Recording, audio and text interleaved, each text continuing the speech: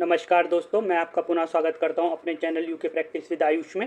दोस्तों, आज आपके लिए हम एक नई सीरीज़ शुरू करने वाले हैं जिसमें आपको इंडियन जीएस के प्रीवियस ईयर के इम्पॉर्टेंट क्वेश्चंस का रिवीजन कराया जाएगा। ये क्वेश्चंस सारे इम्पॉर्टेंट है क्योंकि ये प्रीवियस ईयर में कई बार कई एग्ज़ाम में पूछे जा चुके हैं। मेरी कोशिश रहेगी जो आगामी आपकी जितनी परीक्षाएँ होने वाली है उन परीक्षाओं तक आपके पास एक मजबूत बेस हो जाए इन क्वेश्चनों का, इंडियन जीएस का। इसीलिए सीरीज़ शुरू की जा रही है। चलिए इस सीरीज़ को स्टार्ट करते हैं और पहला क्वेश्चन देखते हैं। और वीडियो स्टार्ट करने से पहले अगर आप मेरे चैनल में नए हैं तो प्लीज़ मेरे चैनल को सब्सक्राइब कीजिएगा और वीडियो को लाइक कीजिएगा। चलिए स्टार्ट करते हैं पहले क्वेश्चन से। पहला क्वेश्चन है आपके पास, निम्न में से किस पुस्तक का अकबर के शासनकाल के दौरान रचनामा युद्ध की पुस्तकों के रूप में अनुवाद किया गया है? तो आपको बताना है किस पुस्तक का किया गया है। तो सही उत्तर है आपके पास महाभारत का। ठीक है, सही उत्तर है आपके पास महाभारत। अगर आपसे पूछा जाए, अगर ऐसे पूछा जाए कि महाभारत का अनुवाद किस भाषा में किया गया, तो आपको पता होना चाहिए फारसी भाषा में। ठीक है, फारसी भाषा में। और अगर आपसे ये पूछा जाए कि महाभारत का फारसी भाषा में अनुवाद किसने करवाया, किस राजा ने, तो आपको पता होना चाहिए ये क्या कराया आपका अकबर ने। ठीक है, और किसने किया, अगर आपसे पूछा जाए किसने किया, तो ये किया आपके अब्दुल कादिर बायुद्दीन ने। ठीक है, मैं लिख देता हूँ अब्दुल कादिर बदायूं। ठीक है, अब्दुल कादिर बदायूनी ने किया। ठीक है, याद रखिएगा। ठीक, चलिए अगले क्वेश्चन की तरफ बढ़ते हैं। अगला क्वेश्चन है आपके पास, तेलंगाना किस वर्ष भारत का राज्य बना? तो आपको बताना तेलंगाना किस वर्ष भारत का राज्य बना। तो इसका सही उत्तर है आपके पास तेलंगाना भारत का राज्य बना। ये बना आपका 2014। अगर पूरी डेट पूछी जाए तो 2 जून 2014 को बना। ठीक है, चलिए अब इससे अगर आपसे पूछा जाए किससे अलग होके बना, तो आपको याद रखना है किससे अलग होके बना। ये वो अलग हुआ हैदराबाद से। हैदराबाद और मराठवाड़ा। ठीक है, मराठवाड़ा से अलग होके, ये हैदराबाद और मराठवाड़ा का हिस्सा होता तेलंगाना, तो उससे अलग होके बना। ठीक है, 2014, 2 जून 2014। इससे एक और पॉइंट याद रखिएगा कि हैदराबाद को भारतीय संघ में कब विलय किया गया। तो भारतीय संघ में, याद रखिएगा क्या बोला मैंने, कि हैदराबाद का भारतीय संघ में विलय कब हुआ। हैदराबाद का भारतीय संघ में विलय, तो याद रखिएगा आप। ठीक है, तो भारतीय संघ में विलय हुआ, भारतीय संघ में विलय। तो इसका हैदराबाद का भारतीय संघ में विलय हुआ आपका 17 सितंबर 1948 में। ठीक है, हैदराबाद का भारतीय संघ में विलय हुआ। इससे ये भी याद रखिएगा। ठीक है, चलिए अगले क्वेश्चन की तरफ बढ़ते। क्वेश्चन नंबर 3 है, बारावती स्पोर्ट्स स्टेडियम किस राज्य में स्थित है? तो आपको बताना है किस राज्य में स्थित है। तो ये है आपका उड़ीसा में। सही उत्तर है आपके पास उड़ीसा। और किस खेल से संबंधित है, आपको ये भी बताना है। अगर पूछा जाए तो किस खेल से संबंधित है, तो यह है आपका क्रिकेट से। ठीक है, क्रिकेट। चलिए अगले क्वेश्चन की तरफ बढ़ते हैं। अगला क्वेश्चन है, स्वेज नहर भूमध्य सागर को जोड़ती है? तो आपको बताना है स्वेज नहर भूमध्य सागर से किसे जोड़ती है। तो ये सही उत्तर है आपके पास लाल सागर को। ठीक है, सही उत्तर है लाल सागर। चलिए अगला क्वेश्चन है आपके पास, फोबोस और डेमोस किस ग्रह के 2 उपग्रह हैं? तो आपको बताना है फोबोस और डेमोस किस ग्रह के 2 उपग्रह हैं। तो सही उत्तर है आपके पास ये है मंगल ग्रह के। ठीक है, मंगल ग्रह। चलिए अगले क्वेश्चन की तरफ बढ़ते हैं। अगला क्वेश्चन है आपके पास, भारत का सबसे लंबा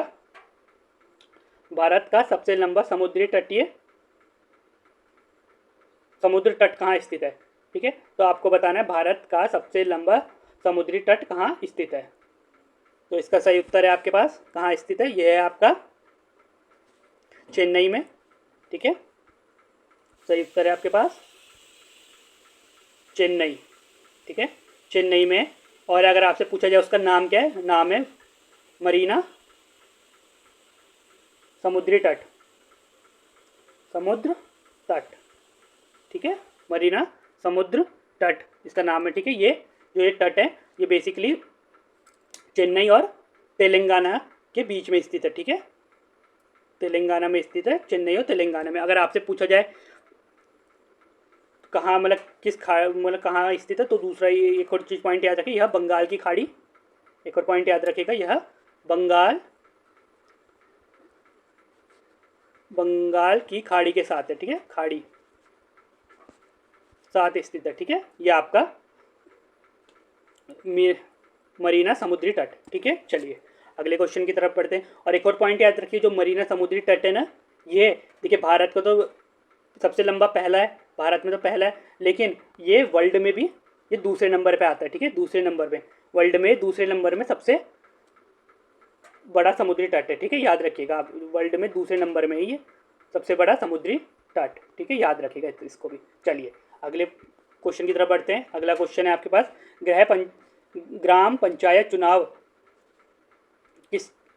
ग्राम पंचायत चुनाव करवाने का निर्णय कौन लेता है। तो आपसे क्वेश्चन है, ग्राम पंचायत करवाने का निर्णय कौन लेता है। यहाँ पे मिसप्रिंट हो गया थोड़ा, आपसे पूछा गया है कि ग्राम पंचायत कराने, ठीक है, मैं लिख देता हूँ पूरा, कराने का निर्णय, यहाँ पे कराने का निर्णय आता है कि कौन लेता है, तो कौन करवाता है कराने का निर्णय। तो इसका सही उत्तर है आपके पास राज्य सरकार द्वारा, ठीक है, सही उत्तर है आपके पास राज्य सरकार द्वारा, ठीक है। देखिए इसमें आप कंफ्यूज मत होइएगा, इसमें पूछा गया है कि निर्णय कौन लेता है करवाने का, ठीक है, करवाने का तो राज्य सरकार द्वारा होता है, लेकिन करवाता कौन है। अगर आपसे यही क्वेश्चन पूछा जाए कि यहाँ पे आपसे कराने का ना पूछे, ठीक है, आपसे क्वेश्चन पूछ लिया जाए कि भाई बताइए ग्राम पंचायत का चुनाव कराने का निर्णय नहीं, करवाता कौन है, मैंने पूछा करवाता, ठीक है, करवाता कौन है, तो आप क्या जवाब देंगे, करवाता कौन है, तो करवाता आपका है राज्य निर्वाचन आयोग, ठीक है, याद रखिएगा राज्य निर्वाचन आयोग करवाता है, ठीक है। और इसका और निर्णय कौन लेता है करवाने का निर्णय, तो ये राज्य सरकार लेती है, ठीक है, ये क्लियर रखिएगा ये पॉइंट, ठीक है। चलिए अगले क्वेश्चन की तरफ बढ़ते हैं। लोकसभा के प्रथम उपाध्यक्ष कौन थे। तो आपसे पूछा गया प्रथम उपाध्यक्ष, ठीक है, वैसे तो आपसे अध्यक्ष पूछा जाता है, पर आपको बताना है लोकसभा के उपाध्यक्ष, ये भी याद रखिएगा। तो उपाध्यक्ष कौन थे, तो सही उत्तर है आपके पास M.A. अयंगर, ठीक है, M.A. अयंगर आपके, ठीक है, उपाध्यक्ष है, लोकसभा के उपाध्यक्ष। अगर आपसे अध्यक्ष पूछा जाए तो अध्यक्ष कौन है, अध्यक्ष आपके हैं, अध्यक्ष आपके G.V. मावलंकर, ठीक है, याद रखिएगा G.V. मावलंकर आपके अध्यक्ष हैं, और उपाध्यक्ष आपके हैं M.A. अयंगर, ठीक। चलिए अगले क्वेश्चन की तरफ बढ़ते हैं। किस वर्ष गोवा पर पुर्तगालियों ने कब्जा किया। तो आपको बताना है किस वर्ष गोवा पर पुर्तगालियों ने कब्जा किया। तो आपका सही उत्तर है ये कि आपका सही उत्तर है 1510 में, ठीक है, 1510 में किया, और ठीक है इसको याद रखिएगा। और किससे किया, ठीक है, अगर आपसे पूछा जाए 1510 में तो किया, पर किससे, मतलब किससे लिया गया, किससे कब्जा, मतलब कैसे किया। तो पुर्तगालियों ने ये छीना किससे, ये जो था बीजापुर के राजा, याद रखिएगा बीजा, ओके थोड़ा जूम कर देता हूँ, अब लिखता हूँ मैं, ठीक है, अब बता।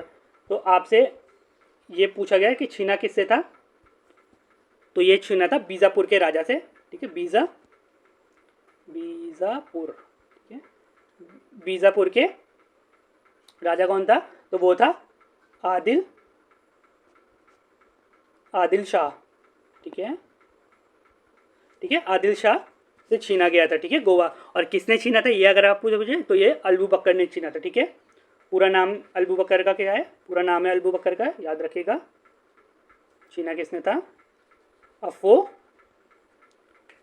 अफोसो अलबू बकर, ठीक है, याद रखिएगा, ठीक है। छीना इसने था 1510 में आक्रमण किया था इसने बीजापुर के राजा, ठीक है, कौन था, मुगल शासक कौन था उस समय, आदिल शाह के ऊपर, ठीक है, याद रखिएगा इतना। चलिए अगले क्वेश्चन की तरफ बढ़ते हैं। अगला क्वेश्चन है हमारे पास, निम्न में से कौन सा सही सुमेलित नहीं है। तो आपको बताना है निम्न में से कौन सा सही सुमेलित नहीं है। तो सही उत्तर है आपके पास कौन सा नहीं है, देखिए आपको दिख गया होगा कथकली, ठीक है, कथकली, ठीक, कथकली बेसिकली कर्नाटक का नहीं है, कहाँ का है, ये है आपका केरल का, याद रखें केरल का, ठीक है। चलिए अगले क्वेश्चन की तरफ बढ़ते हैं। औरत नामक चित्र किसने बनाया था। तो आपको बताना है औरत नामक चित्र किसने बनाया था। तो आपका सही उत्तर है किसने बनाया था, यह बनाया था आपका औरत नामक चित्र किसने बनाया था, तो यह बनाया था आपका सही उत्तर है रविंद्रनाथ टैगोर जी ने। ठीक है, तो किसने बनाया था, रविंद्रनाथ टैगोर जी ने। चलिए अगले क्वेश्चन की तरफ बढ़ते हैं हम। अगला क्वेश्चन है हमारे पास भारत के, थोड़ा जूम कर लेता हूँ मैं इसे, देखिए चलिए अगला क्वेश्चन है आपके पास, भारत के संविधान की निम्नलिखित में से किस अनुसूची में प्रत्येक राज्य से चुने जाने वाले सभा के सदस्यों की संख्या निर्धारित की गई है। तो आपको बताना है किस, जो हमारे राज्य से चुने जाने वाले सदस्य होते हैं वो किस अनुसूची में आते हैं, तो निर्धारित संख्या किस अनुसूची में आते हैं, तो वो आते हैं आपके चौथी अनुसूची। ठीक है, याद रखिएगा आप, चौथी अनुसूची में। ठीक है, चलिए इसका सही उत्तर है आपके पास चौथी अनुसूची। तो आपको पता होना चाहिए चौथी अनुसूची में क्या है, तो मैं बता देता हूँ आपको। चौथी अनुसूची है हमारी, तो चौथी अनुसूची में हमारे हमें राज्य, याद रखिएगा, हमें राज्यसभा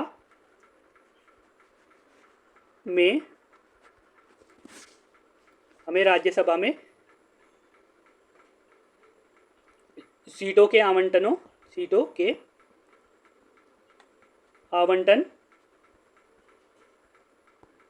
के बारे में बताती है। ठीक है, बताती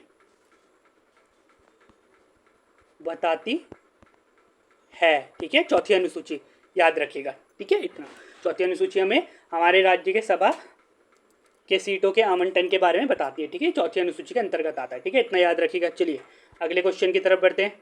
नासिक शहर किस नदी के तट पर स्थित है।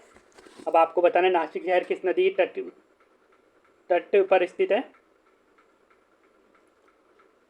तो सही उत्तर है आपके पास, तो किस नदी के तट पर स्थित है, यह है आपके गोदावरी। ठीक है, गोदावरी के किनारे स्थित है आपका नासिक शहर। ठीक है,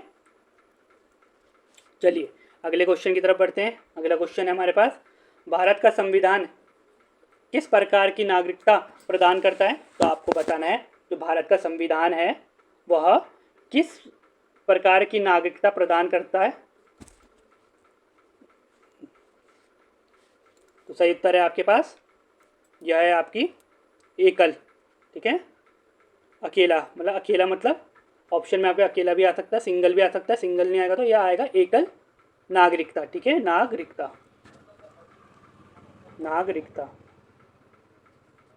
ठीक है, याद रखिएगा एकल नागरिकता। चलिए अगले क्वेश्चन की तरफ बढ़ते हैं हम। अगला क्वेश्चन है, निम्न में से किस काल में भारत में शुतुरमुर्ग पाए जाते थे। तो आपको बताना है कि निम्न में से किस काल में भारत में शुतुरमुर्ग पाए जाते थे। तो सही उत्तर है आपके पास, किस काल में पाए जाते थे, यह पाए जाते थे आपके, सही उत्तर है आपके पास, पाए जाते थे पूरा पाषाण काल में। ठीक है, किस काल में पाए जाते थे, पूरा पाषाण काल में। ठीक, चलिए अगले क्वेश्चन की तरफ बढ़ते हैं। अगला क्वेश्चन है हमारे पास, 1857 में मंगल पांडे को ब्रिटिश अधिकारियों पर हमला करने के आरोप में फांसी दे दी गई थी। तो आपको बताना है किस स्थान में दी गई थी मंगल पांडे को फांसी।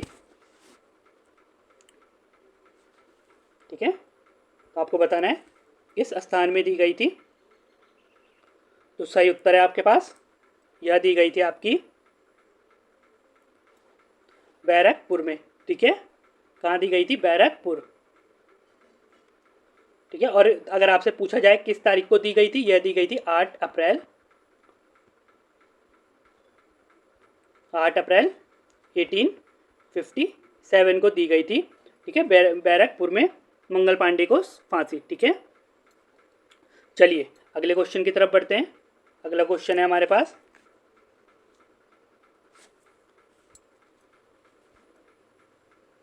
चलिए अगर आपसे देखिए पिछले क्वेश्चन, अगर आपसे पूछा जाए किस छावनी से थे, तो ये बैरकपुर छावनी में थे। ठीक है, ये भी याद रखिएगा। चलिए अगले क्वेश्चन की तरफ बढ़ते हैं। अगला क्वेश्चन है हमारे पास, निम्नलिखित में से किसने प्रसिद्ध संरचना गेट ऑफ इंडिया को डिज़ाइन किया था। तो आपको बताना निम्न में से किसने गेट ऑफ इंडिया को डिज़ाइन किया था। परिषद संरचना गेट ऑफ इंडिया को डिज़ाइन किया था। चलिए बताइए, तो सही उत्तर है आपके पास। तो यह किसने किया था? जॉर्ज, याद रखिएगा, जॉर्ज वी वेट ने। ठीक है, जॉर्ज वी टेट ने। ठीक, और अगर आपसे पूछा जाए इसकी आधारशिला या स्मारक की आधारशिला कब रखी गई थी, अगर आपसे क्वेश्चन पूछा जाए कि गेट ऑफ इंडिया की आधारशिला कब रखी गई थी, तो कब रखी गई थी? याद रखिएगा 1913 में रखी गई थी। ठीक है, और अगर आपसे पूछा जाए इसका डिज़ाइन, अंतिम डिज़ाइन कब स्वीकार किया गया था, ठीक है, अगर इसका डिज़ाइन कब स्वीकार किया गया था, तो यह स्वीकार किया था, डिज़ाइन को, नींव तो रख दीजिए, पर डिज़ाइन को स्वीकार किया गया था 1914 में। ठीक है, 1914 में इसका डिज़ाइन स्वीकार कर लिया गया था। और इसका जब पूरा निर्माण हुआ था, पूरा निर्माण भी याद रखिएगा, पूरा निर्माण कब हुआ था? गेट ऑफ इंडिया का पूरा निर्माण यह हुआ था 1924 में। ठीक है, 1924 में पूरा निर्माण हो गया था। ठीक है, अगर आपसे शैली पूछी जाए, इसकी शैली अगर आपसे, देखिए, इंडिया गेट ऑफ इंडिया की शैली पूछी जाए किस शैली में बना है, तो याद रखिएगा आप, यह बना है आपकी, किस शैली में बना है? तो यह बना है आपकी इंडो सारा सैनिक, इंडो सारा सैनिक शैली में बना है। ठीक है, याद रखिएगा। इतना क्या क्या पॉइंट बताया मैंने आपको। देखिए, सबसे पहले इसकी जो नींव रखी गई थी वो रखी गई थी आपकी 1913 में। ठीक है, सबसे पहले आपको याद रखना है, नींव रखी गई थी इसकी 1913 में। 1914 में इसका डिज़ाइन पास करवाया था, किसने पास करवाया था? ये कराया था जॉर्ज विटेट ने। ठीक है, इसका निर्माण पूरा कंप्लीट कब हो गया था? इसका निर्माण पूरा कंप्लीट हुआ 1924 में। और कौन सी शैली में बना है? किस शैली में बना है? तो ये बना है ईडो। ठीक है, ये बना है आपका ईडो सारा सैनिक शैली में। ठीक है, इतना पॉइंट याद रखिएगा इस क्वेश्चन से। ठीक, चलिए अगले क्वेश्चन की तरफ बढ़ते हैं। अगला क्वेश्चन है हमारे पास, उदाहरण बम और पिस्तौल क्रांति नहीं लाते। क्रांति की तलवार विचारों की धार पर तेज की जाती है, निम्न में से किस स्वतंत्रता सेनानी से संबंधित है? तो ये आपको पता नहीं, यह कथन किस सेनानी मतलब यह नारा किसने दिया था, किस सेनानी ने दिया था? तो यह दिया था आपको पता है, हमारे महान भगत सिंह ने यह नारा दिया था। ठीक है, कि बम और पिस्तौल क्रांति नहीं लाते, क्रांति की तलवार विचारों की धार पर तेज की जाती है। ठीक है, यह नारा किसका था? हमारे भगत सिंह का। चलिए अगले क्वेश्चन की तरफ बढ़ते हैं। अगला क्वेश्चन है, निम्न में से किसने 1925 में काकोरी ट्रेन डकैत की कल्पना की थी? तो आपको बताना निम्न में से किसने काकोरी ट्रेन डकैत की कल्पना की थी? तो आपके पास सही उत्तर है, यह की थी आपकी राम प्रसाद बिस्ला और अशफाक उल्ला खान ने। ठीक है, राम प्रसाद बिस्ला और अशफाक उल्ला खान कब की थी? यह की थी आपकी 1925 में, याद रखिएगा। ठीक है, 1925। ठीक है, चलिए अगले क्वेश्चन की तरफ बढ़ते हैं। ठीक, अगर इससे एक और पॉइंट देखिए, इसी क्वेश्चन से आपको एक और पॉइंट याद रखना है। देखिए, जो ये दोनों किसके, अगर आपसे सदस्य पूछा जाए, ये सदस्य किसके थे? ये थे एचआर के सदस्य थे। ठीक है, एचआर, अगर आपसे पूछा जाए ये दोनों किसके सदस्य थे? राम प्रसाद किसके सदस्य थे? ये थे ये थे एचएसआर क्या था? हिंदुस्तान सोशल रिपब्लिक एसोसिएशन के। ठीक है, हिंदुस्तान सोशल रिपब्लिक एसोसिएशन के थे। ठीक है, चलिए अगले क्वेश्चन की तरफ बढ़ते हैं। 1964 में जवाहरलाल नेहरू की मृत्यु के बाद कार्यवाही प्रधानमंत्री कौन बने? तो आपको बताना है कौन बने। जवाहरलाल नेहरू की मृत्यु के बाद कार्यवाही प्रधानमंत्री कौन बने? तो आपके पास सही उत्तर है, यह बने आपके, तो आपको बताने कौन बने। तो सही उत्तर है आपके पास, ये बने आपके गुलजारी लाल नंदा। ठीक है, सही उत्तर है आपके पास गुलजारी लाल नंदा। ठीक है, और कब बने? अगर आपसे कब पूछा जाए तो 19 लिखा है 1964 में, ठीक है। और ये दोबारा बने, अगर आपसे पूछा जाए तो दोबारा बने कार्यवाही मंत्री तो कब बने? ये बने थे लाल बहादुर शास्त्री की मृत्यु के बाद, याद रखेगा, लाल बहादुर, ठीक है, ये बने थे आपके लाल बहादुर शास्त्री जी की मृत्यु के बाद भी बने थे, ठीक है। और कब बने थे? 1966 में भी, ठीक है। यह कार्यवाही प्रधानमंत्री बने, ठीक है, याद रखिएगा इस पॉइंट को क्लियर। क्या बोला मैंने? देखिए 2 बार बने हैं ये कार्यवाही, अगर आपसे पूछा जाए कार्यवाही मंत्री, ठीक है, 2 बार बने। कब कब बने? एक तो आपकी जब लाल बहादुर वो जवाहरलाल नेहरू जी की मृत्यु हुई, कब हुई? 1964 में। उसके बाद ये लाल बहादुर शास्त्री जी की मृत्यु में के बाद भी बने, तो कब हुई, कब बने? तो ये बने 1966 में, ठीक है। चलिए अगले क्वेश्चन की तरफ बढ़ते हैं। अगला क्वेश्चन है 1946 में भारतीय संविधान के निर्माण के दौरान विधानसभा के संवैधानिक सलाहकार के रूप में किसे नियुक्त किया गया? तो आपको बताना है किसे नियुक्त किया गया संवैधानिक सलाहकार के रूप में, ठीक है। तो इसका सही उत्तर है आपके पास किसे नियुक्त किया गया, तो यह नियुक्त किया गया आपके BN राव को, ठीक है, BN राव को। कब किया गया? 1946 में, ठीक है, BN राव।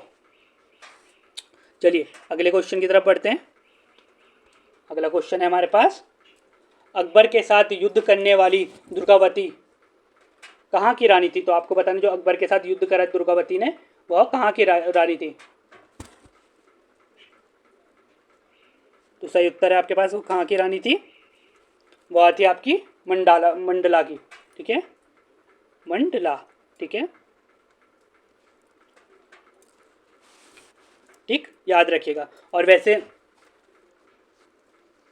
और ये किंग चंदेलों की रानी थी, ठीक है। चलिए अगले क्वेश्चन की तरफ बढ़ते हैं।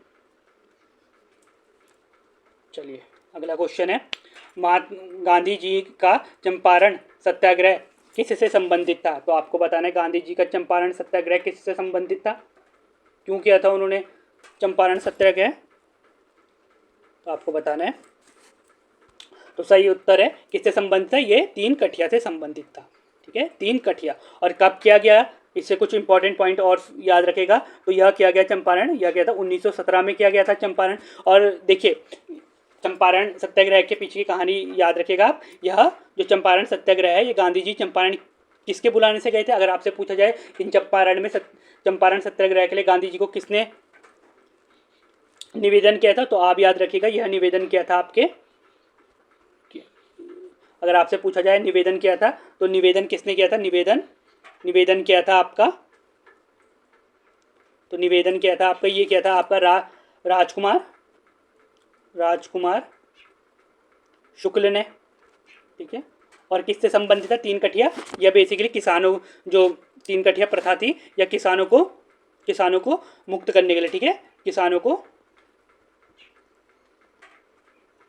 मुक्त करने का प्रयास था, ठीक है, इतना आप याद रखिएगा। चलिए अगर कब हुई थी ये भी मैंने बता दिया, 1917 में, ठीक है। कब हुई थी ये हुई थी आपकी 1917 में, ठीक, इतना याद रखिएगा। चलिए अगले क्वेश्चन की तरफ बढ़ते हैं। प्रथम लोकसभा की बैठक कब हुई? तो आपको बताना है प्रथम लोकसभा की बैठक कब हुई थी। चलिए तो सही उत्तर है इसका आपके पास, प्रथम लोकसभा की बैठक हुई थी आपकी, ये हुई थी आपकी 13/12/1952 में, ठीक है, 13 मई 1952 में हुई थी आपकी लोकसभा की प्रथम बैठक, ठीक है, इतना आप याद रखिएगा। चलिए अगले क्वेश्चन की तरफ बढ़ते हैं, ठीक है। अगर आपसे लोकसभा के प्रथम अध्यक्ष, इससे कुछ और पॉइंट याद रखें कि लोकसभा के प्रथम अध्यक्ष पूछा जाए, प्रथम अध्यक्ष कौन थे आपके? तो प्रथम अध्यक्ष गणेश, पूछा जाता है ना कि लोकसभा के प्रथम अध्यक्ष कौन थे, तो प्रथम अध्यक्ष याद रखिएगा गणेश वासुदेव मावलंकर, ठीक है, मावलंकर, ठीक है, इतना याद रखिएगा। पहले अध्यक्ष थे आपके गणेश वासुदेव मावलंकर, ठीक है। अगर आपसे पहले महिला अध्यक्ष पूछा जाए तो महिला अध्यक्ष कौन थी? श्रीमती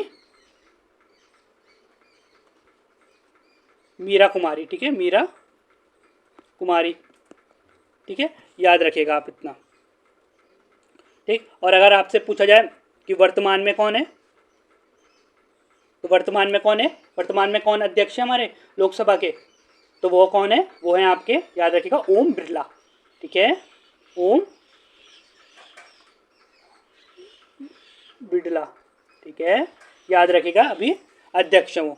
ठीक है, चलिए अगले क्वेश्चन की तरफ बढ़ते हैं। वर्तमान अध्यक्ष हमारे ओम बिरला है। ठीक है, याद रखिएगा।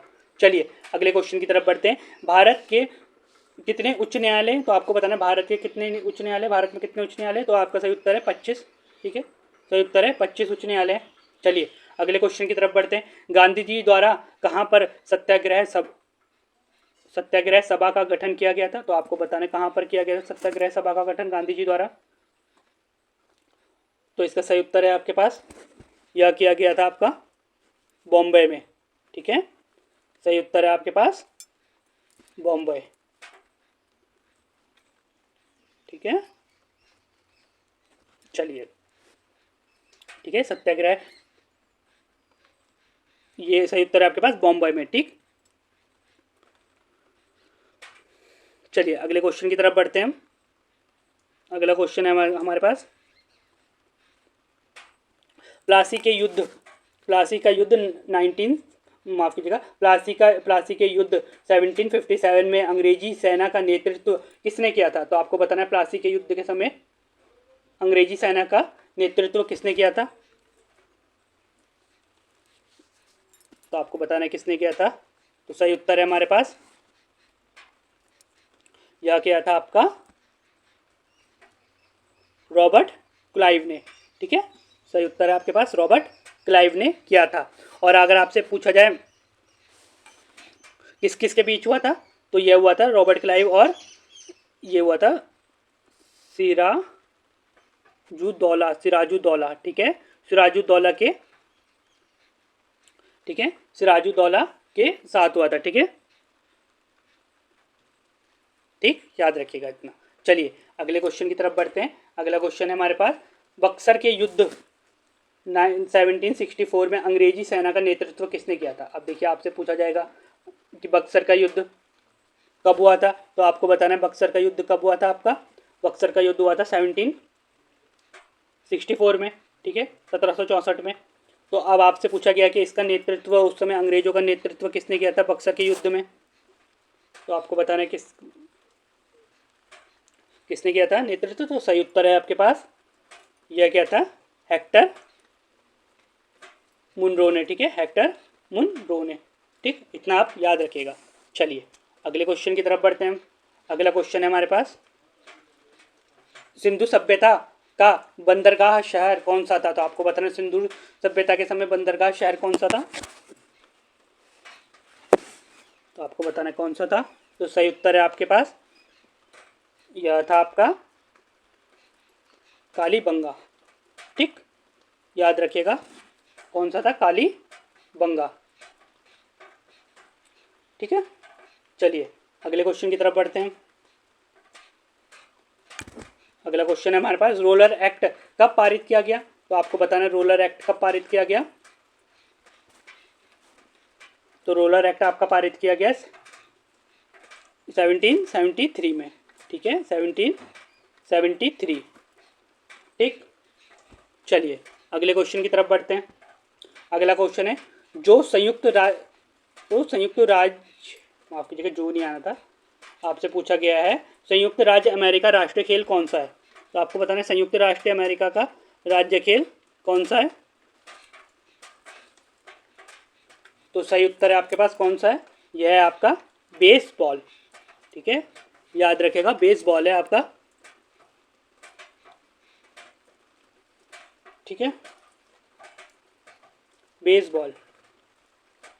देखिए ये पीछे वाला क्वेश्चन शायद गलत है, इसका कालीबंगा नहीं, ये उत्तर सही कर लीजिएगा, इसका कालीबंगा नहीं, इसका सही उत्तर है लोथल।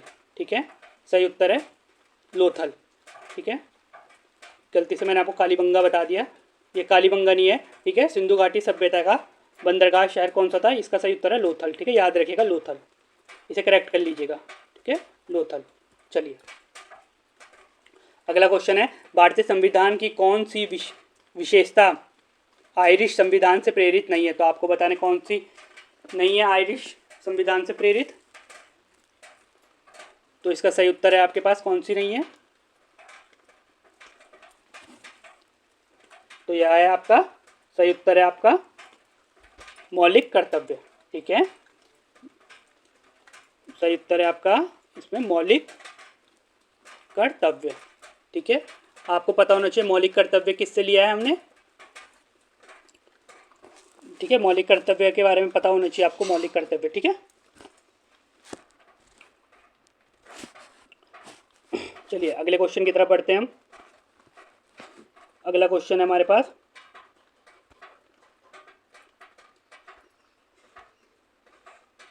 अगला क्वेश्चन है हड़प्पा नीति के तहत किन भारतीय राज्यों पर कब्जा कर लिया गया था? तो हड़प नीति के तहत किन भारतीय राज्यों पर कब्जा कर लिया गया था? तो आपको पता होना चाहिए किन भारतीय राज्यों पर किया गया था। तो इसका सही उत्तर है आपके पास झांसी, नागपुर और सतारा। ठीक है, झांसी, नागपुर और सतारा पर कर लिया था। ठीक है, चलिए अगला क्वेश्चन है निम्न में से किस देश को हजारों झीलों की भूमि के नाम से जाना जाता है? तो किस देश को जाना जाता है हजारों झीलों की भूमि के नाम से? तो यह है आपका फिनलैंड। ठीक है, फिनलैंड। चलिए अगले क्वेश्चन की तरफ बढ़ते हैं। देखिए ये आपका अंतिम क्वेश्चन था। अगर आपको यहाँ तक वीडियो अगर अच्छी लगी हो तो प्लीज़ मेरे चैनल को सब्सक्राइब कीजिएगा और वीडियो को लाइक कीजिएगा। और देखने के लिए थैंक यू।